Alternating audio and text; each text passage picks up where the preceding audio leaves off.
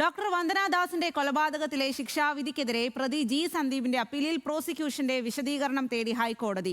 സന്ദീപിന്റെ appeal ഫയലിൽ സ്വീകരിച്ചാണ് നടപടി. അപ്പീലിനെ എതിർത്ത് വന്ദന ദാസിന്റെ കുടുംബം കക്ഷി ചേർന്നു. ഷബ്ന വിവരങ്ങളുമായി ചേരുകയാണ്.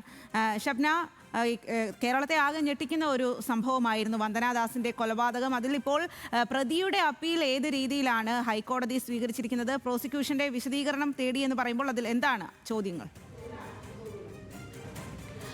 സ്വാതി, ഈ ഡോക്ടർ വന്ദനയെ കൊലപ്പെടുത്തിയ കേസുമായി ബന്ധപ്പെട്ട് ഈ പ്രതി സന്ദീപ് നൽകിയ അപ്പീലിലാണ് കോടതി വിധി പറയുന്നത്.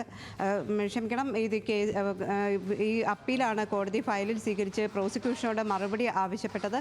നമുക്കറിയാം, ഈ കേസുമായി ബന്ധപ്പെട്ട് കേരളത്തിൽ വലിയ വിവാദങ്ങളിലേക്ക് പോയൊരു കേസായിരുന്നു. ഡോക്ടർമാരുടെ സുരക്ഷ അടക്കമുള്ള കാര്യങ്ങൾ വലിയ ചർച്ചയായ ഒരു സംഭവം കൂടിയാണ് ഡോക്ടർ വന്ദനയുടെ കൊലപാതകം. മദ്യപിച്ചെത്തിയ പ്രതിയെ പോലീസ് പിടികൂടുകയും വൈദ്യപരിശോധനയ്ക്ക് ആശുപത്രിയിൽ എത്തിക്കുമ്പോൾ കൊല്ലം താലൂക്ക് ആശുപത്രിയിൽ ഹൗസ് സർജൻസി വിഭാഗത്തിൽ ജോലി ചെയ്തിരുന്ന ഡോക്ടർ വന്ദനയെ കത്രിക കൊണ്ട് കൊലപ്പെടുത്തി എന്നതായിരുന്നു കേസ്. പിന്നീട് പ്രതിക്ക് ജീവപര്യന്തം ശിക്ഷ വിധിച്ചു. ഈ ജീവപര്യന്തം ശിക്ഷയ്ക്കെതിരെയാണ് പ്രതി അപ്പീലുമായി ഹൈക്കോടതിയെ സമീപിച്ചത്. ഇന്നിപ്പോൾ കോടതി പ്രോസിക്യൂഷനോട് ഇത് സംബന്ധിച്ച് മറുപടി ആവശ്യപ്പെട്ടിട്ടുണ്ട്. ഈ പ്രതിയുടെ അപ്പീൽ ഫയലിൽ സ്വീകരിക്കുകയും ചെയ്തിട്ടുണ്ട്.